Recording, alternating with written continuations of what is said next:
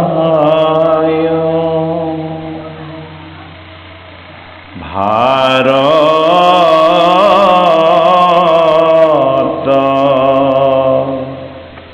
পুরাণ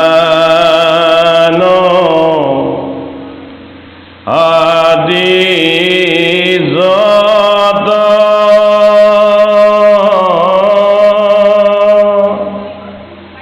প্রকাশ কর নানা মত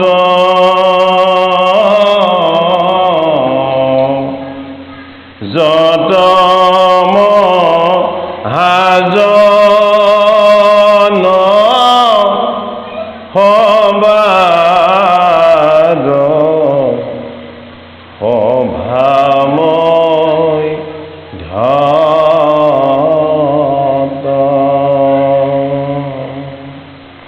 হে পরময় আনন্দ রসময়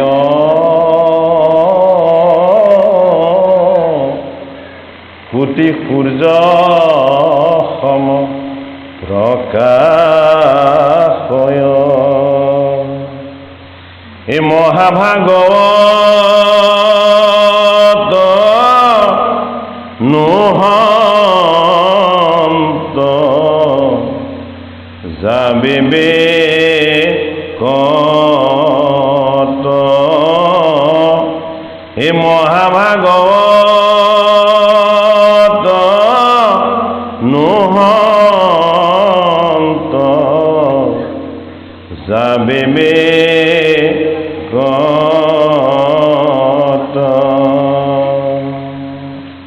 আমাৰ অতিকে শ্ৰদ্ধাৰ ডক্টৰ নিৰলা মহন্ত আইগৰাকী আমি ভক্তিপূৰ্ণ সেৱা জনাইছোঁ। আমি বয়সৰ দৃষ্টিকোণেৰে চালে আমি মাতৃপুত্ৰৰ সম্বন্ধৰ আচলতে আমি পুত্ৰ হ'ম, তেখেত আমাৰ মাতৃ হ'ব। কপিল ভগৱানে পুত্ৰ হৈও মাতৃ দেৱাহুতিক আনন্দময় হৰিৰ ভকতিৰ কথাৰে মুখ্য সাধনৰ যি আনন্দময় ভাগ, এই ভাগ দিছিলে। আমি আজি তেৰাৰ গৃহত আমি আপোনাসক সমস্তৰে এজন সেৱক। গতিকে এই অজানিতে আমাৰ কিবা ভুল ত্ৰুটি হ'লে আপোনাসবে মৰিফন কৰিব। ভাগৱতৰ একাদশ স্কন্ধৰ এতিয়া আমি পাঠ আৰম্ভ কৰিবলৈ লৈছোঁ। কৃষ্ণ উদ্ধৱ সংবাদ। এ নিগদতি শোক শুনি মুকন্দ্ৰী পৱৰ এই ভকতৰ সন্তাপদে হিয়া প্ৰী নামৰ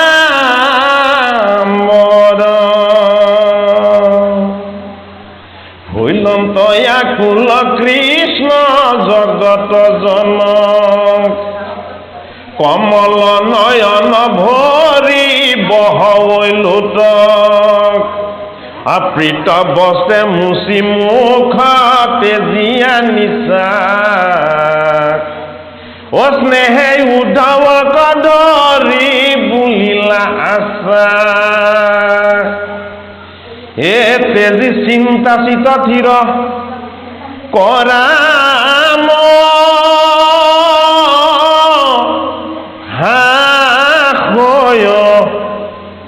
এ তজু দুখ দেখি সখী নসহে হৃদয়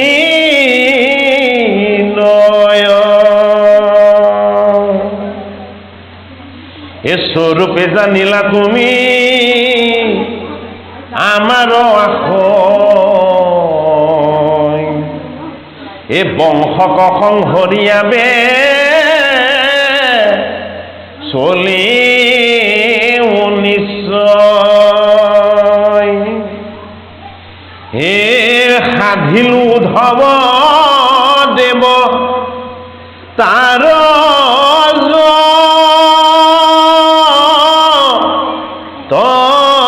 কাজ ও নেঠাই কুবু ইঠাই ততো মাত কি বাজ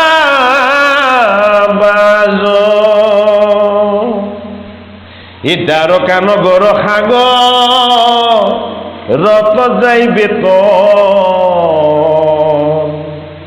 ও মই গলে লোক তুমি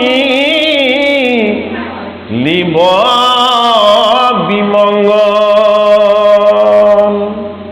ও পিৰিবে দুৰ্জন কলি গুচিমে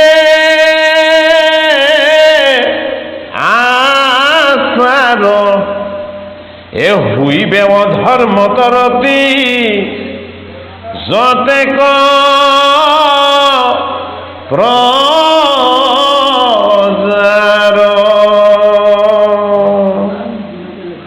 এ তুমি আমি দুয়ো গলে মিলিবে অনৰ্থ এ লুপ্ত হইবে জ্ঞান ইটো ভকতিৰ পথ অধৰ্মে পিৰিবে যাইবে লোক অধুগতি এ ভকতক ৰাখি তুমি থাকিও সম্প্ৰতি এ মুহুৰ বচন ইটো নচাৰিবা তুমি এ শ্ৰৱণ কীৰ্তন প্ৰৱৰ্তায়া থাকা তুমি এ ভকতি নভলে তুমি যাইবে হাতল হে মোৰ আজ্ঞা পালি আৰু হিউম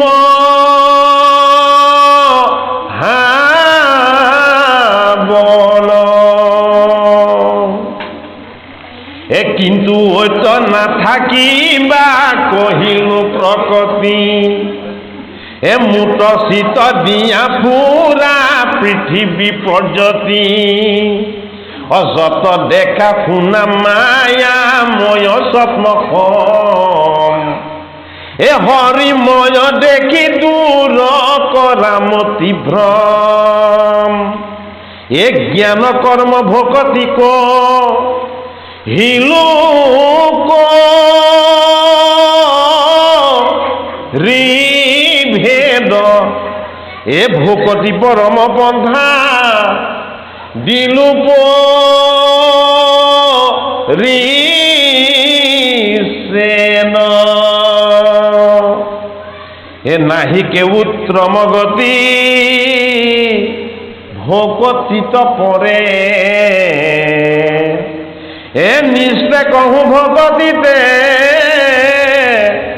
হে মোক বৎস কৰে। ভাগৱতৰ একাদশ স্কন্ধ, ভাগৱত ভগৱন্তৰ ললাট অথবা কপাল। ভাগৱতৰ প্ৰথম স্কন্ধ, ভাগৱত ভগৱন্তৰ বাম পদ। ভাগৱতৰ দ্বিতীয় স্কন্ধ, ভগৱন্তৰ দ্বিতীয় পদ। ভাগৱতৰ তৃতীয় স্কন্ধ, ভগৱন্তৰ উৰু বাম উৰু। ভাগৱতৰ চতুৰ্থ স্কন্ধ, ভগৱন্তৰ সোঁ উৰু। ভাগৱতৰ পঞ্চম স্কন্ধ, ভগৱন্তৰ নাভি পদ্ম। ভাগৱতৰ ষষ্ঠ স্কন্ধ, ভগৱন্তৰ হৃদয়।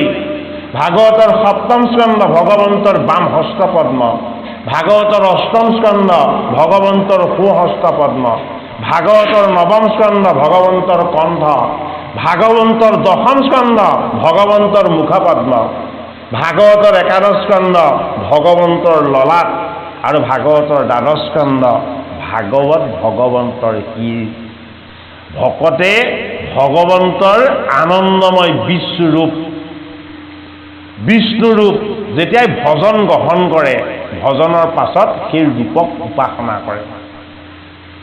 যি শৰণ লোৱা নাই, ভজন গ্ৰহণ কৰা নাই, যাৰ নাম বস্তুৰ লগত একাকাৰ হোৱাৰ সুবিধা হোৱা নাই, সি যদি নিৰন্তৰ ভাগৱত আৰু গীতাৰ কথা শ্ৰৱণ কীৰ্তন কৰে, তেতিয়াহ'লে হৰি ভকতিৰ কৃপাৰ যি আনন্দময় প্ৰসাদ, এই প্ৰসাদ লাভ কৰিব।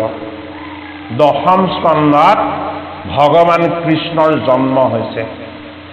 দশম স্কন্ধত শান্তিপুনী মুনিৰ আশ্ৰমত জগতৰ হৰি দৈৱকীনন্দন কৃষ্ণই বিদ্যা বুদ্ধি আৰু জ্ঞান লৈ দেখুৱাইছে।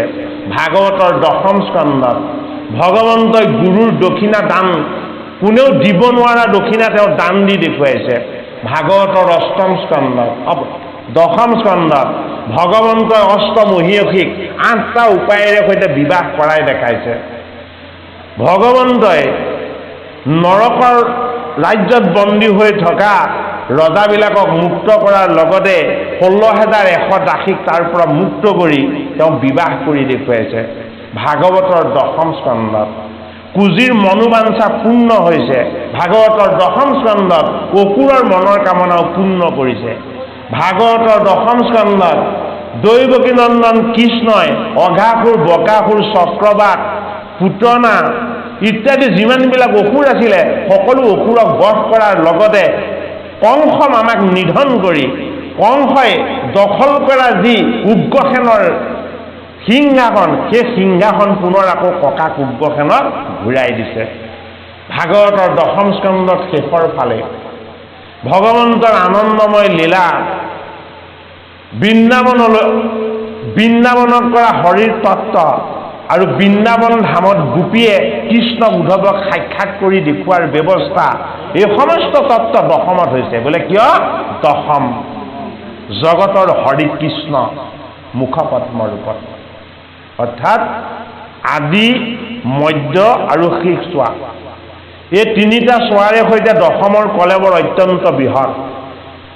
মায়াৰ সত্তাৰ পৰা হৰি নিজে মুক্ত হৈ আনন্দময় সত্তা, আনন্দময় কৃষ্ণ, অনন্তৰূপী ৰাম আৰু কৃষ্ণৰূপী নাৰায়ণ ঈশ্বৰ কেনেদৰে সৰ্বত্ৰ সদায় বিৰাজমান হৈও ভকতি অবিহনে তেওঁক কোনেও পাব নোৱাৰে, দশমৰ আনন্দময় হৰিৰ লীলাৰ তত্ত্বই আমাক সেয়া বুজালে।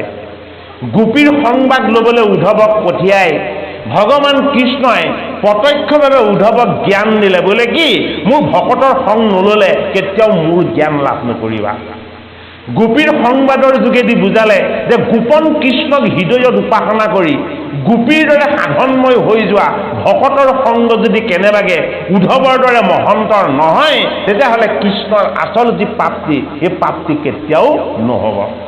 ভাগৱতৰ একাদশ স্কন্ধত যিজন উদ্ধৱক দশম স্কন্ধত গোপী উদ্ধৱ সংবাদৰ দ্বাৰা জ্ঞানৰ অহংকাৰ দূৰ কৰি ভকতিৰ আনন্দময় প্ৰসাদ কৃষ্ণই দান কৰিছে, সেইজন ভগৱান কৃষ্ণই ভাগৱতৰ একাদশ স্কন্ধত উদ্ধৱক জনালে কি বুলি? যে মই আৰু এই ভূমি ভাগত নাথাকো। যিজন কৃষ্ণক সদায় পাই আছিলে, চাই আছিলে, যিজন কৃষ্ণৰ চৰণ সেৱাৰ সান্নিধ্য উদ্ধৱ মহন্তই সদায় লৈ আছিলে, সেইজন কৃষ্ণ যেতিয়া বৈকুণ্ঠলৈ যাব, উদ্ধৱ আৰু কাতৰ নিবেদন ভগৱান কৃষ্ণৰ ওচৰত বোলে কি বৈকুণ্ঠলৈ তুমি মোকো লৈ যোৱা। বৈ মানে মায়া, কুণ্ঠ মানে নাইকিয়া। আমি কি? আমি জীৱ। জীৱ হিচাপে যেতিয়া জন্ম লৈ উদ্ধৱ নামৰ উদ্ধাৰকাৰী ভকতে যেতিয়া জীৱৰ তত্ত্বলৈ আহি কৃষ্ণক ভকতি কৰি কৃষ্ণৰ সান্নিধ্য লাভ কৰিছে, তেতিয়াহ'লে মায়া মুক্ত তেওঁক ঈশ্বৰে পৰিপূৰ্ণ ৰূপত তেতিয়াহে কৰিব। ক'ত কৰিব? এই ভূমিভাগত কৰিব। বৈকুণ্ঠলৈ তেওঁ ভকতক লগত নি তাত মায়ামুক্ত ঈশ্বৰে নকৰে। ভগৱানৰ এটা নাম কি? বিষ্ণু। বিষ্ণু মানে কি? সৰ্বত্ৰ যি বিৰাজমান হ'ব পাৰে। ভকতে ভগৱানক পাবৰ কাৰণে বৈকুণ্ঠলৈ যাব নালাগে। ভকতে ভগৱন্তক সদায় পাবৰ কাৰণে ভগৱন্তৰ মাত্ৰ কৃপাৰ প্ৰসাদ লাভ কৰিব লাগে। এতিয়া উদ্ধৱে ভগৱান কৃষ্ণৰ মনৰ ইচ্ছা বুজি পালে। ভগৱান কৃষ্ণৰ মনৰ ইচ্ছা কি বুলি বুজি পালে? যে ভগৱান কৃষ্ণই ইয়াত আমাক ভাগৱতৰ একাদশ স্কন্ধত এই কথাটো দেখাইছে যে একাদশ স্কন্ধত প্ৰথম দ্বাৰকাত উপদ্ৰৱ হৈছে। একাদশ স্কন্ধত প্ৰথম দ্বাৰকাত যেতিয়া উপদ্ৰৱ হৈছে, এই দ্বাৰকাত উপদ্ৰৱ হওঁতে গাইবিলাকে কান্দি থাকে। হঠাতে জীৱ জন্তুবিলাকে বিকট চিঞৰ মাৰে আৰু হঠাতে কি হয়? হঠাতে নঘটিবলগীয়া ঘটনা ঘটে। কি হয়? আকাশত ডাৱৰ নোহোৱাকৈ বজ্ৰপাত পৰে। দ্বাৰকা নগৰত বিভিন্ন ধৰণৰ অবাঞ্ছিত ঘটনাবিলাক ঘটিবলৈ লৈছে। তেতিয়া ভগৱান কৃষ্ণই তেওঁ যদুকুলৰ প্ৰজাসকলক জনালে যে এই দ্বাৰকাত যে উপদ্ৰৱ হৈছে, এয়া অমংগলৰ চিন। এই অমংগলক যদি সুমংগল কৰিবলৈ হয়, আমি শুদ্ধ পথত থাকিব লাগিব, শুদ্ধ স্থানলৈ যাব লাগিব আৰু শুদ্ধভাৱে আমি আধ্যাত্মিক উৎকৰ্ষ সাধন কৰিবৰ কাৰণে যত্ন কৰিব লাগিব। তেতিয়া যদুকুলৰ প্ৰজাই প্ৰশ্ন কৰিলে যে এনেকুৱা স্থান ক'ত আছে? বোলে আছে সমুদ্ৰৰ পাৰত। নামটো কি? বোলে নামটো হ'ল প্ৰভাস। এই প্ৰভাস নামৰ তীৰ্থত চন্দ্ৰ নামৰ দেৱতাই তেওঁ শহুৰেকৰ পৰা লাভ কৰা যি অভিসম্পাত কুষ্ঠ ৰোগ হ'ব, এই ৰোগৰ পৰা নিবৃত্তি লাভ কৰিছিলে ক'ত? প্ৰভাস তীৰ্থত স্নান কৰি। গতিকে সেই যদুকুলৰ প্ৰজাসকল, বোলা তোমালোকেও এতিয়া প্ৰভাস তীৰ্থলৈ গৈ প্ৰভাসত স্নান কৰি তোমালোকৰ অমংগলবিলাক দূৰ কৰা। হৰিৰ তত্ত্ব গুণময় ৰূপত যদিও ভাগৱতৰ দশমত দেখুৱাইছে, হৰিৰ তত্ত্ব গুণময় নহয়। হৰি মানে নিৰ্গুণ। ভাগৱত নিৰ্গুণ গ্ৰন্থ। সেইটো কাৰণে ক'ৰ গ্ৰন্থ? এইভাগ বৈকুণ্ঠৰ শাস্ত্ৰ, মৰ্ত্যৰ শাস্ত্ৰ নহয়। মৰ্ত্যত 3টা অহংকাৰ থাকে, সতৰজতম। বৈকুণ্ঠত কোনো অহংকাৰ নাথাকে আৰু মায়াৰ বিক্ৰম নাথাকে বা কালৰ বিক্ৰম নাথাকে। এই দ্বাৰকাৰ প্ৰজাসকলক যেতিয়া প্ৰভাস তীৰ্থলৈ ভগৱান কৃষ্ণই যেতিয়া লৈ গৈছে, তেতিয়া কি হ'ল? দ্বাৰকাত উপদ্ৰৱ হ'বৰ যি উপক্ৰম হৈছিলে, এইবিলাকৰ পৰা উপশম পাব বুলি কৃষ্ণই কৈছে। এতিয়া প্ৰথম কথা, দ্বাৰকা নগৰ বাস্তৱ দৃষ্টিৰে কি? দ্বাৰকা নগৰ বাস্তৱ দৃষ্টিৰে সংসাৰ সমুদ্ৰৰ মাজত আমাৰ প্ৰত্যেকৰে দেহটোৱে হ'ল দ্বাৰকা। এই সংসাৰ হ'ল সমুদ্ৰ, এই দেহ হ'ল দ্বাৰকা। এই দেহৰূপী দ্বাৰকাক যদি শুদ্ধ কৰিবলৈ হয়, তেতিয়াহ'লে ভকতি ভগৱানৰ ঈশ্বৰ সেৱাৰ স্থানলৈ যাব লাগিব। এই ঈশ্বৰ সেৱাৰ স্থানখনৰ নাম হ'ল প্ৰভাস। গতিকে আমাৰ জীৱনক আমি যেতিয়ালৈকে ঈশ্বৰ সেৱাৰ স্থানলৈ, ভকতৰ মাজলৈ, ভাগৱতৰ ওচৰলৈ, গীতাৰ ওচৰলৈ আমি জীৱনক যেতিয়ালৈকে আগুৱাই নিব নোৱাৰিম, তেতিয়ালৈকে আমাৰো প্ৰভাস যাত্ৰা নহ'ব। সেইটো কাৰণে দ্বাৰকাত উপদ্ৰৱ প্ৰথম ক'ত হয়? প্ৰথম দ্বাৰকাত উপদ্ৰৱ হয় আমাৰ চকুত। গাইবিলাকে বোলে কান্দি আছিলে, 40 বছৰ পাৰ হোৱাৰ পাছত অলপ অলপ চকু পানী ওলায়। বোলে কিয়? দৃষ্টিশক্তি কমিবলৈ আৰম্ভ কৰিব এতিয়া। গাই কি? গাই হ'ল গাভী। গাভী কি? গাভী হ'ল বেদ। বেদ কি? বেদ হ'ল ঈশ্বৰৰ তত্ত্ব।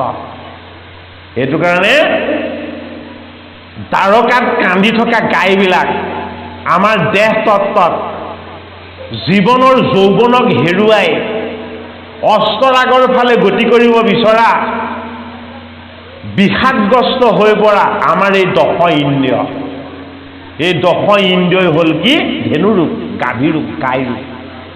এই ইন্দ্ৰিয়বিলাক এটা নিৰ্দিষ্ট সময়ত কি হয়? যৌৱনৰ সচল অৱস্থাৰ পৰা নিবৃত্তি লাভ কৰি কি হয়? এই ইন্দ্ৰিয়বিলাক দুৰ্বল হয়। এই ইন্দ্ৰিয়বিলাক দুৰ্বল হোৱাৰ অৰ্থ হ'ল কি? যে দ্বাৰকাত উপদ্ৰৱ আহি গৈছে। আৰু কি হৈছিলে? দ্বাৰকাত হঠাৎ বজ্ৰপাত পৰে। কি হয়? আমাৰো পটককে কি হয়? হাত এটাৰে বিষ হয়, ভৰি এটাৰে বিষ হয়, পটককে কঁকালৰে বিষ হ'ব, উঠিব নোৱাৰা হয়, হয়নে নহয়? এনেকুৱা এটা অৱস্থা আমাৰ দেহত সৃষ্টি হয়।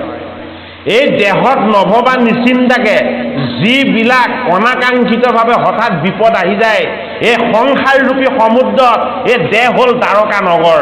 আধ্যাত্মিক দৃষ্টিৰে এই দেহৰূপী দ্বাৰকাৰ উপদ্ৰৱ আমাৰ মৃত্যু সময়লৈকে থাকিব। এই উপদ্ৰৱক আমি কি কৰিব লাগিব? নাইকিয়া কৰিব নোৱাৰোঁ, লাঘৱ কৰিব লাগিব। এই উপদ্ৰৱক যদি লাঘৱ কৰিবলৈ হয়, তেতিয়াহ'লে আমাৰ এটা আশ্ৰয় লাগিব। এই আশ্ৰয়টো কি? এই আশ্ৰয়টো হ'ল প্ৰভাস। প্ৰভাস মানে কি? প্ৰভাস মানে ভকতি। য'ত হৰিৰ ভকতি আছে সেয়া প্ৰভাস তীৰ্থ। যদুকুলৰ প্ৰজাসকলক ভগৱান কৃষ্ণই তেনেই শিশুকালতে ৰাক্ষসবিলাকক বধ কৰি, পুতনা আদি ৰাক্ষসিক বিনাশ কৰি, কংসক বধ কৰি, জৰাসন্ধক বধ কৰি ভগৱান কৃষ্ণই বুজাই দিছিলে, বোলে কি? মই নৰ নহয়, মই নাৰায়ণ। মই তোমালোকৰ যদুকুলত আহিও যদি জন্ম লৈছোঁ, মোৰ জন্ম মৃত্যু নাই, মই পৰমাত্মাৰ পৰম তত্ত্ব। কিন্তু কি হ'ল? যদুকুলৰ প্ৰজাই কৃষ্ণক ঈশ্বৰ বুলি চিনি নাপালে। যেতিয়ালৈকে কৃষ্ণক ঈশ্বৰ বুলি চিনি পোৱা নাযাব, তেতিয়ালৈকে আমাৰ লগত কি থাকিব? মায়াৰ বন্ধন থাকিব। কৃষ্ণক তেতিয়ালৈকে চিনি পোৱা নাযায় যেতিয়ালৈকে আমাৰ লগত মায়াৰ বিকাৰ আৰু মোহৰ বন্ধন থাকে। এইটো কাৰণে এই মায়াৰ বিকাৰটো কি? এই মায়াৰ বিকাৰটো হ'ল অজ্ঞান। মায়াৰ পৰা মুক্ত কৰিব পৰা ঈশ্বৰৰ যিটো তত্ত্ব, সেইটো নাম কি? সেইটো নাম হ'ল ৰহস্য। এটা হ'ল অজ্ঞান, সিটো হ'ল ৰহস্য। জ্ঞান, জ্ঞান, বিজ্ঞান, তদং ৰহস্য, চাৰিটা বস্তু। জ্ঞান গুৰুৰ পৰা লাভ হ'ব। সেইটো কাৰণে আমি ভাষাটো প্ৰথমতে কোনেও নাজানো।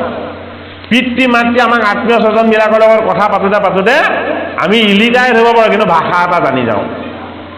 অজ্ঞানৰ পৰা আমাৰ জ্ঞান আহি যায়। ভাষাটো শুদ্ধকৈ ক'বলৈ, লিখিবলৈ আৰু পঢ়িবলৈ হ'লে কি লাগিব? আমি ব্যাকৰণ জানিব লাগিব, গ্ৰামাৰ জানিব লাগিব। গ্ৰামাৰ মতলব নিয়ম। যদি নিয়ম নাজানো তেতিয়াহ'লে নিপুণ হ'ব নোৱাৰিম। গতিকে নিয়মক জানি বুজি ল'ব পৰাটো কি? বিজ্ঞান। নিয়মৰ যোগেদি আমাৰ যি উৎকৰ্ষ সাধন হ'ব, এয়া কি? এয়া তত্ত্ব। এই তত্ত্ব হ'ল কি? এই তত্ত্ববোধ হ'ল তদং। তত্ত্ববোধত কৰি শ্ৰেষ্ঠ কি? তত্ত্ববোধত কৰি শ্ৰেষ্ঠ হ'ল ঈশ্বৰ প্ৰাপ্তি। ঈশ্বৰ প্ৰাপ্তিৰ আনন্দটোক কি বুলি কোৱা হয়? ৰহস্য বুলি কোৱা হয়। গতিকে জ্ঞান, বিজ্ঞান, তদং ৰহস্য ক'ত? ভাগৱতৰ একাদশ স্কন্ধত ৰহস্য ভকতি। কাক দিছে? উদ্ধৱক দান কৰিছে ভগৱান কৃষ্ণই। উদ্ধৱে খাটনি কৰিছে ভগৱান কৃষ্ণক যে তুমি মোক লগত লৈ যোৱা। কলৈ লৈ যাব লাগে? বৈকুণ্ঠলৈ লৈ যাব লাগে। তেতিয়া কৃষ্ণই কৈছে যে মই হলো ভগৱান, তুমি হলা ভকত। ভগৱান আৰু ভকত দুইজন যদি বৈকুণ্ঠলৈ গুচি যাওঁ, এই গোটেই পৃথিৱীখন পাপৰ ৰসাতলত ডুব যাব। গতিকে মই তোমাক এটা উপদেশ দিওঁ। কৃষ্ণই কি উপদেশ দিলে? যে মই বৈকুণ্ঠলৈ যাম, কিন্তু মোৰ আনন্দময় হৰিৰ যি ভকতি, এই ভকতি তুমি প্ৰচাৰ প্ৰসাৰ কৰি এই জগতখনক তুমি শুদ্ধ কৰি ৰাখিবা। অৰ্থাৎ প্ৰভাস আমাৰ কি তীৰ্থ? আমাৰ মুখ্য সাধন তীৰ্থ।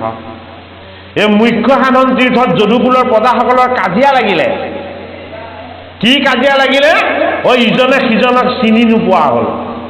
অৰ্থাৎ আমাৰ যেতিয়া মনত আপোন পৰ ভেদ ভাৱ একোৱে নাইকিয়া হ'ব, এয়া হ'ল স্মৃতি বিভ্ৰম অৱস্থা। স্মৃতি বিভ্ৰম অৱস্থাটোৱে হ'ল মৃত্যুতুল্য।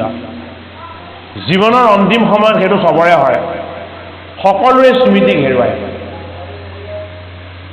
সেইটো কাৰণে প্ৰভাত তীৰ্থত কি হ'ল? যদুকুলৰ প্ৰজাবিলাকে ইজনে সিজনক মাৰিছিলে, প্ৰহাৰ কৰিছিলে। কিহেৰে? মাধুৰী বনেৰে। এই মাধুৰী কি? এই মাধুৰী হ'ল মায়া। মায়াৰ বনেৰে সৈতে আমাক মৃত্যু আনি দিয়া হয়। আমি কি? আমি মৃত্যুমুখী জীৱ নহয়। মৃত্যু আমাৰ জীৱনৰ লক্ষ্য নহয়। মৃত্যু আমাৰ জীৱনৰ উদ্দেশ্য নহয়।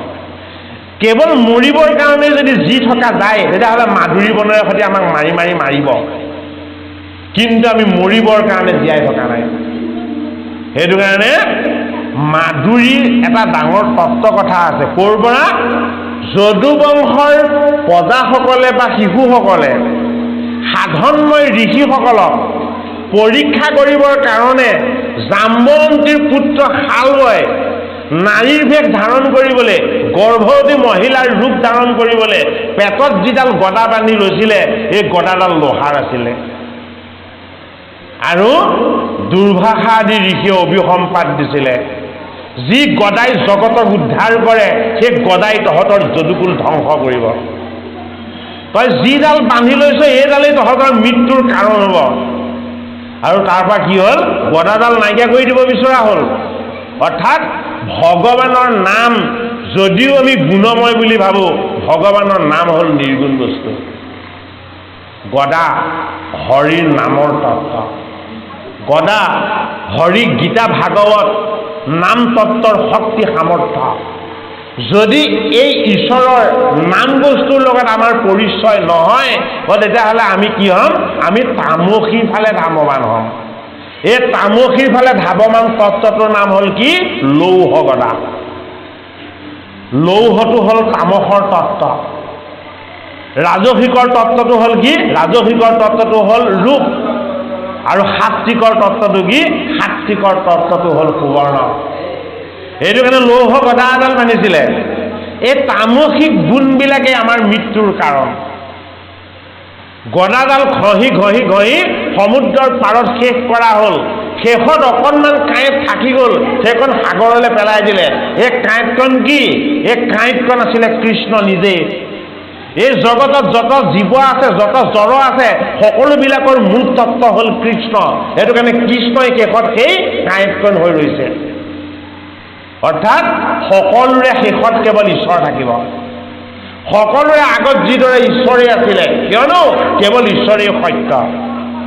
এইটো কাৰণে এই গদাৰ শেষটো কি হ'ল? এটা মাছে খাই দিলে। মাছ কি? মাছ হ'ল জীৱ। জীৱ কি? জীৱ হ'ল মায়া। এই মাছে খোৱাৰ পাছত সেই কাঁইটকণ কোনে পালে? জৰা ব্যাধে পালে। জৰা কি? জৰা হ'ল সংসাৰৰ জড়তা। ব্যাধ হ'ল কি? এই জীৱনৰ ব্যাধি, দুখ আৰু কষ্ট। এই জৰা আৰু ব্যাধিবিলাকক যদি আমি মুক্ত কৰিবলৈ হয়, আমাৰ প্ৰত্যেকটো লক্ষ্য বস্তুক আমি কৃষ্ণৰ চৰণলৈ নিব লাগিব। সেইটো কাৰণে কৃষ্ণই মৃত্যু ৰচনা কৰা নাই, কৃষ্ণই মুখ্য ৰচনা কৰিছে। কৃষ্ণই ৰচনা কৰিছে জীৱনৰ আনন্দ, পৰমানন্দ। বোলে কি? তোমাৰ লগত থকা জৰাৰূপী জড়তা, তোমাৰ লগত থকা অজ্ঞান আৰু অবিদ্যাৰূপী ব্যাধিবিলাক মই দূৰ কৰি দিম। বোলে কি? মোৰ চৰণৰ ফালে তুমি নিজকে লক্ষ্য কৰি লোৱা।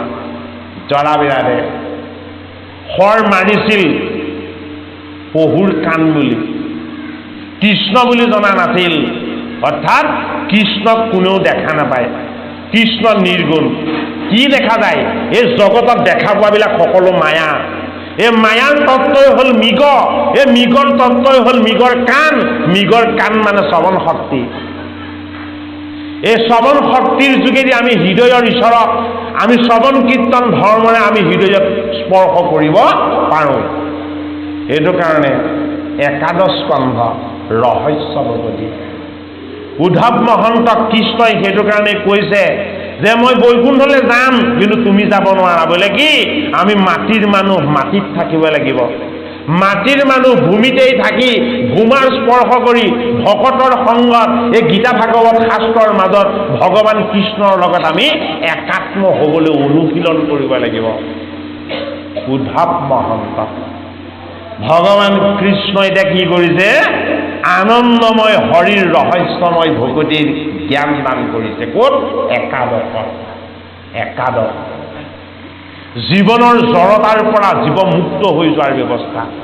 একাদশ জীৱনৰ যিমান বন্ধন আছে সমস্ত বন্ধনৰ পৰা জীৱ উদ্ধাৰ হৈ যোৱাৰ ব্যৱস্থা। একাদশ ভগৱান কৃষ্ণই উদ্ধৱ মহন্তৰ ২৭টা প্ৰশ্নৰ উত্তৰ দিছে। একাদশত নিমি নৱসিদ্ধ সংবাদত নিমিৰতাৰ ৯টা প্ৰশ্নৰ উত্তৰ নৱজন সিদ্ধই দান কৰিছে। একাদশত ভগৱান কৃষ্ণ ভকত আৰু ভগৱান কৃষ্ণৰ তত্ত্ব একাত্ম হৈ যেন আনন্দময় হৈ ৰহস্য ভকতিৰ তত্ত্ব হৈ প্ৰকাশ হৈছে। এই একাদশ সংবাদ ভগৱান কৃষ্ণৰ প্ৰভাস যাত্ৰা। ঐ জীৱন পালো মায়াময় মোহময়, এই মায়াময় মোহময় জীৱনটোক যদি ভকতিৰ পাৰৰূপী প্ৰভাস তীৰ্থলে ভকতৰ সংগত ভগৱন্তৰ গুণ কীৰ্তন আৰু আনন্দৰ ভাগ ল'বলৈ যদি আমি নিব নোৱাৰো, তেতিয়াহ'লে কি হ'ব? হয়, আমি মাধুৰীৰূপী মায়াৰ কোব খাই খাই এই জীৱনটোত দুখ কষ্ট যন্ত্ৰণা ভোগ কৰি থাকিব লাগিব। মায়াৰ বিকাৰবিলাকৰ পৰা জীৱক মুক্ত কৰি আনন্দময় হৰিৰ ভকতিৰ সংস্কাৰ দিয়াৰ যি দিব্য তত্ত্ব, এই তত্ত্ব কথাই হ'ল কি ভাগৱতৰ একাদশ স্কন্ধ। এ জ্ঞান কৰ্ম ভকতিক হিলোক ঋভেদ, এ ভকতি পৰম বন্ধা দিলোক ঋষেন। জ্ঞান কৰ্ম আৰু ভকতি এই তিনিটা বস্তুৰ মাজত পাৰ্থক্য আছে বুলি কৈছে কৃষ্ণই। কি পাৰ্থক্য আছে? জ্ঞানত জ্ঞানৰ অহংকাৰ থাকে। উদ্ধৱৰ জ্ঞানৰ অহংকাৰ দূৰ কৰিবলৈ ভগৱান কৃষ্ণই কাকলৈ পঠাইছিলে? বৃন্দাবনলৈ পঠাইছিলে, মোৰ গোপীসকলৰ খবৰ লৈ আহা। আৰু গোপীৰ খবৰ ল'বলৈ গৈ উদ্ধৱৰ কি হ'ল? গোপীৰ খবৰ ল'বলৈ গৈ উদ্ধৱৰ যি জ্ঞানৰ অহংকাৰ আছিলে সেই অহংকাৰ দূৰ হ'ল। অৰ্থাৎ গোপী কি? গোপী গোপন তত্ত্ব। গোপী কি? হৃদয়ত লুকাই থকা কৃষ্ণক একাত্ম হৈ যি উপাসনা কৰে আৰু কৃষ্ণক পোৱাৰ আনন্দ যি লাভ কৰে, সেয়া হ'ল গোপী। গো শব্দে বেদ, পি শব্দে পান কৰা। বেদৰ সাৰ কি? বেদৰ সাৰ হ'ল কৃষ্ণ। এই কৃষ্ণৰূপী ঈশ্বৰৰ অমৃতত যি পান কৰে গোপনে, সেয়া হ'ল গোপী। সেইটো কাৰণে উদ্ধৱক ভগৱান কৃষ্ণই কৈছে, মোৰ গোপীসকলৰ খবৰ লৈ আহা, মোৰ খবৰ তেওঁলোকক দি আহা। গতিকে আমি কি কৰিব লাগিব? ভকতৰ মাজত নি ভগৱানৰ বাৰ্তা দিব লাগিব। আমি ভকতৰ মাজলৈ নি যদি ভগৱানৰ বাতৰি দিব পাৰো, তেতিয়াহ'লে আমাৰ জীৱন কি হ'ব? আমাৰ জীৱন আনন্দময় হ'ব। এতিয়া কি কৈছে? জ্ঞান। উদ্ধৱৰ জ্ঞানৰ অহংকাৰটো কোনে দূৰ কৰিলে? বৃন্দাবনৰ গোপীৰ দ্বাৰা দূৰ হ'ল। উদ্ধৱে ভাবিছিলে যে কৃষ্ণ গোকুল ধামলৈ সোনকালে ঘূৰি নাহে, কিন্তু গোপীসকলে কি কৰিলে? দ্বাৰকাত থকা মথুৰাত থকা কৃষ্ণক তেওঁলোকৰ ভাৱ ভক্তি আৰু উপাসনাৰ যোগেদি তেওঁলোকে বৃন্দাবনৰ মাজত প্ৰত্যক্ষ কৰাই দিলে। তেতিয়া উদ্ধৱে কান্দি কান্দি কৈছে যে হে গোপীসকল, মই এতিয়াহে বুজি পাইছো বোলে কি কৃষ্ণ প্ৰাপ্তিৰ কাৰণে জ্ঞানী হ'ব নালাগে, কৃষ্ণ প্ৰাপ্তিৰ কাৰণে পণ্ডিত হ'ব নালাগে, যে কৃষ্ণ প্ৰাপ্তিৰ কাৰণে কি হ'ব লাগিব? একান্ত ভকতি হ'ব লাগিব। গোপীসকলৰ ভকতিৰ সাধনা আছিলে, মোৰ জ্ঞানৰ সাধনা আছিলে, হয়নে? আৰু ভগৱান কৃষ্ণই মোক তোমালোকৰ খবৰ ল'বলৈ যে পঠাইছে, এয়া মোক কৃপা কৰিছে। বোলে কি ময়ো যাতে তোমালোকৰ দৰে অজ্ঞ অশিক্ষিত আৰু নম্ৰ হ'ব পাৰো। গতিকে জ্ঞান বন্ধনৰ কাৰণ। কৰ্ম কি কৰ্মত বন্ধন আছে, কৰ্মবন্ধন আছে। কৰ্মত কি আছে? কৰ্মত জড়তা আছে। সেইটো কাৰণে জ্ঞানে জীৱক তাৰিব নোৱাৰে, জ্ঞানত অহংকাৰ থাকে। কৰ্মই জীৱক তাৰিব নোৱাৰে, কৰ্মত কি থাকে? কৰ্মত বন্ধন থাকে।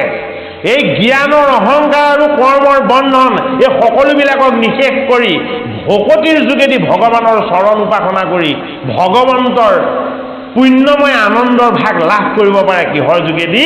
ভকতিৰ যোগেদি। সেইটো কাৰণে উদ্ধৱক কৈছে কি বুলি? জ্ঞান কৰ্ম ভকতি কহিলো পৰিভেদ। জ্ঞান, কৰ্ম আৰু ভকতি, এই তিনিটাৰ মাজত যি পাৰ্থক্য আছে মই তোমাক ভেদ কৰি কৈছোঁ। ভকতি পৰম পন্থা দিলো পৰিছেদ। পৰম মানে কি? যিটো এবছলুট বুলি ইংৰাজীত কোৱা হয়, যিটোতকৈ শ্ৰেষ্ঠ বা ডাঙৰ একো হ'ব নোৱাৰে। গতিকে আটাইতকৈ শ্ৰেষ্ঠ পন্থাটো কি? হৰিৰ ভকতিৰ পন্থা। নাহিকে উত্তম গতি ভকতিত পৰে। জীৱৰ কাৰণে উত্তম গতিটো ভকতিতকৈ শ্ৰেষ্ঠ একোৱেই হ'ব নোৱাৰে। সেইটো কাৰণে উদ্ধৱ মহন্তক ভগৱান কৃষ্ণই কৈছে যে মোক ভকতিয়েহে বশ্য কৰে, মোক জ্ঞানে বা কৰ্মই মোক বধ কৰিব নোৱাৰে। যে কৰ্ম যে বন্ধনযুক্ত বস্তু মাধৱ মহাপুৰুষে নাম ঘোষাৰ উপদেশৰ প্ৰথমতেই আমাক দিছে। অকৰ্মত বিশ্বাস যাৰ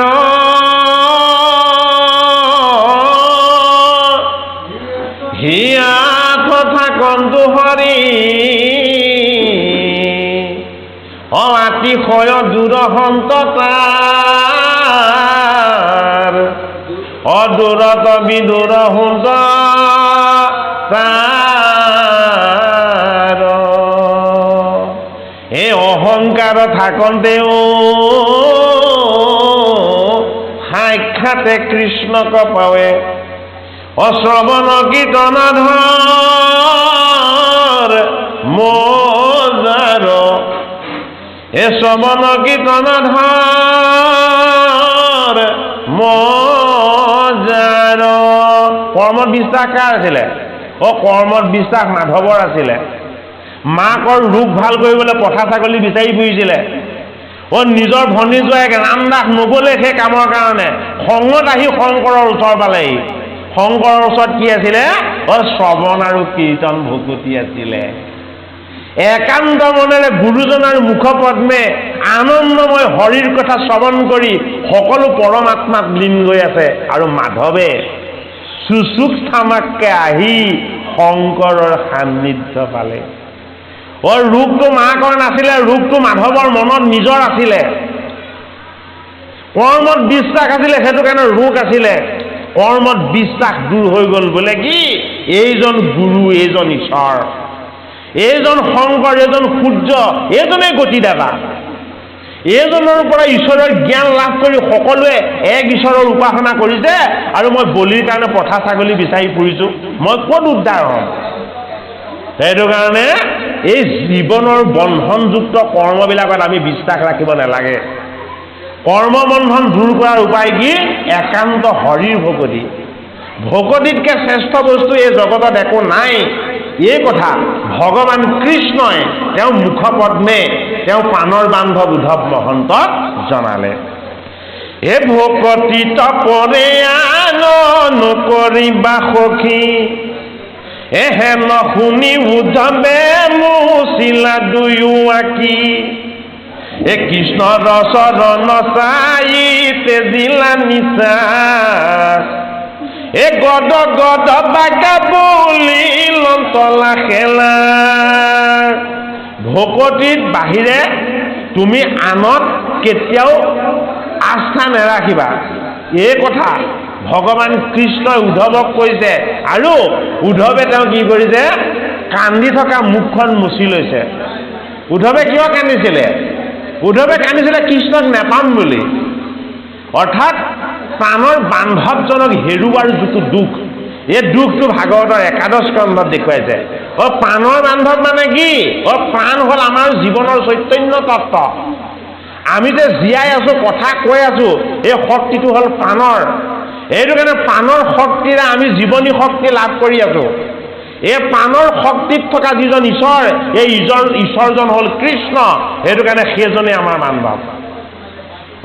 বাকী যিমানবিলাকক আমি বান্ধৱ পাতি লৈছো, সকলো অস্থায়ী।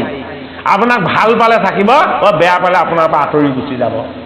কিন্তু অন্তিম সময়লৈকে প্ৰভাস তীৰ্থত মাধুৰ্যে মৰিয়াই আমাক মৃত্যু দিয়ালৈকে আমাৰ লগত থাকিব কোন? দৈৱকী নন্দন কৃষ্ণ। কিয়? আত্মাৰূপ। তেওঁ এই প্ৰতিপালন কৰোঁতা বিষ্ণু। আমি তেওঁক নেজানিহে ইমান দুখী। তেওঁক যদি আমি জানিব পাৰোঁ, বুজিব পাৰোঁ, অনুভৱ কৰিব পাৰোঁ, তেতিয়াহ'লে আমাৰ জীৱনৰ দুখ কেতিয়াও থাকিব নোৱাৰে। যিহেতু হৰি হ'ল আনন্দময়। এতিয়া উদ্ধৱে কান্দিছিলে কৃষ্ণক নাপাম বুলি। এতিয়া উদ্ধৱে তেওঁ কি কৰিছে? উদ্ধৱে এতিয়া কন্দা বন্ধ কৰি দিছে। বোলে কি? কৃষ্ণই হাঁহি হাঁহি কৈছে, তুমি চিন্তা নকৰিবা, মই তোমাক এনে উপায় এতিয়া দিম, যিটো উপায়ৰ যোগেদি তুমি মোক হেৰুৱাৰ যি দুখ, এই দুখৰ পৰিৱৰ্তে মোক পোৱাৰ যিটো আনন্দ, মোক পোৱাৰ আনন্দটো তোমাৰ আকৌ লাভ হ'ব।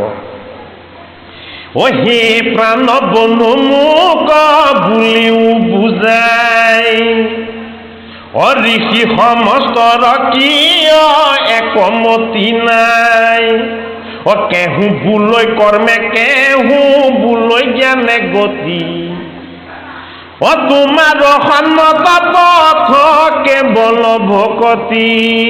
হৰি একে বেদ বাক্যে কিয় ভৈলমতি ভেদ, কিংকৰৰ কেশৱ সংশয় কৰাছে।